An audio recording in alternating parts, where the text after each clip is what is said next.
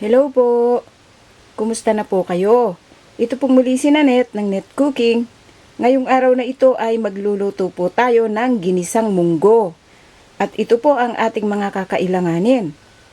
Siyempre, meron po tayo ditong munggo beans. Gagamit po ako dito ng 2 cups of munggo beans. Then, meron tayo dito yung dried shrimps. Ito yung gagamitin natin na panahog dito kasi malasa itong dried shrimps. Then, meron tayo ditong pork. Pwede rin dito yung chicharon. Then, syempre, minced garlic, chopped onions, tomatoes. Meron din po tayo ditong spinach, bitter melon or ampalaya. Ibinabad natin dito sa tubig na may asin. Gagamit din po tayo dito ng patis or fish sauce. Siyempre, salt. Gagamit din po tayo dito ng water at cooking oil.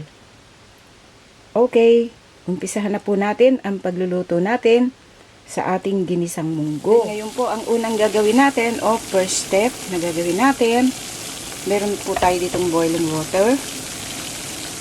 Then, narito yung ating munggo beans. Siguraduhin lang natin na nahugasan na natin itong munggo beans natin. Then, iboboil muna natin. Okay.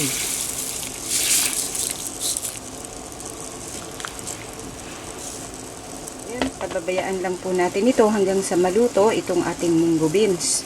Then, ang susunod natin gagawin habang nilalaga natin yung ating munggo beans, itong ating pork, lalagay po natin dito sa ating wok or kawali. Lalagyan po natin ng salt. Then, lalagyan po natin ng water. Then, lulutuin po natin ito hanggang sa lumambot itong ating pork na gagawin nating panahog doon sa ating ginisang munggo. Ngayon po, palagay ko ay luto na itong ating munggo. Then, yung nasa ibabaw niya na parang ito yung balat ng munggo beans. So, aalisin natin ito. Ginagawa ko dito, yan, tinatanggal ko yan. Okay, i-turn off na natin ang heat.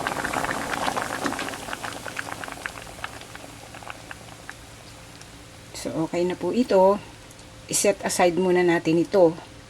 Then, i-prepare natin yung ating mga gagamitin o kakailanganin sa pagigisa natin dito sa ating ginisang munggo. Then ngayon, narito na yung ating pork. So, malambot na siya. Then, natuyo na rin yung water o yung liquid. Haluin lang natin para medyo mag-brown yung pork.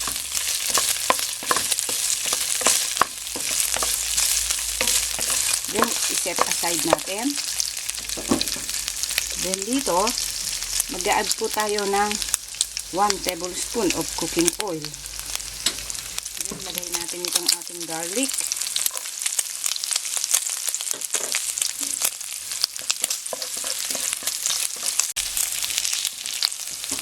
So, okay na po itong garlic natin. Lagay natin ang onion. Lutuin lang natin itong onion at lalagay natin yung tomato.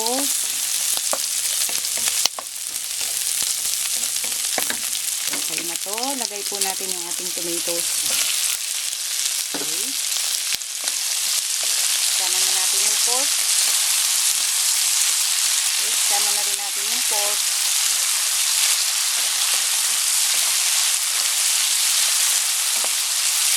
Lutuin lang po natin yung tomatoes.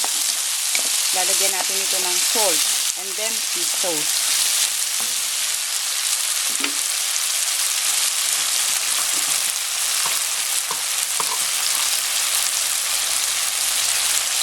Then salt. 1 teaspoon of salt. Then fish sauce.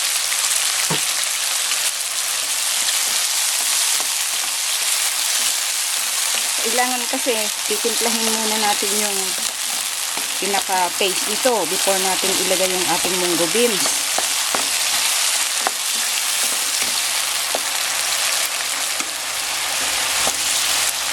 Then, okay na po ito.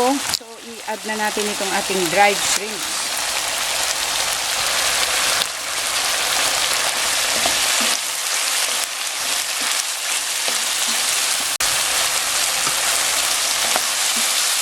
Okay na po ito. Kung gusto nyo ng medyo maalat o kung natatabangan kayo, mag-add lang tayo ng salt or fish sauce. Then dito, ilalagay na po natin yung ating boiled munggo beans. Ayan.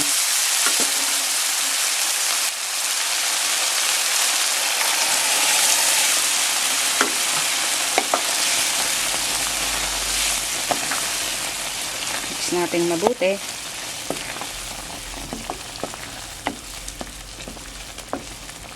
Then, hintayin lang natin itong kumulo. Lalagay natin yung ating bitter melon. Then, kumukulo na siya. Lagay po natin yung ating bitter melon or ampalaya. Hintayin natin na medyo maluto yung ampalaya. Then, isusunod natin yung spinach. Then, ngayon, kumukulo na ito. So, pag nakuluan na yung ampalaya, so, medyo half cook na ito. Then, ilalagay na po natin itong ating spinach.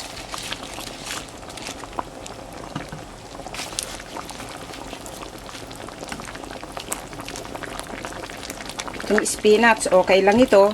Pwede na natin i-turn off yung heat. Hindi natin dapat na lutuing mabuti itong spinach. Kasi ito, basta't nalagay sa mainit na kumukulong ganito, madali na itong maluto. Okay, ite-turn off natin ang heat. Then, pwede na po nating iserve at kainin itong ating ginisang munggo. Then, ngayon, ito po ang kinalabasan sa pagkakaluto po natin sa ating ginisang munggo. Sana po ay nagustuhan nyo ang pagkakaluto po natin sa reseping ito. Marami pong salamat. Ito pong muli si Nanette ng Net Cooking. Thanks po. Bye!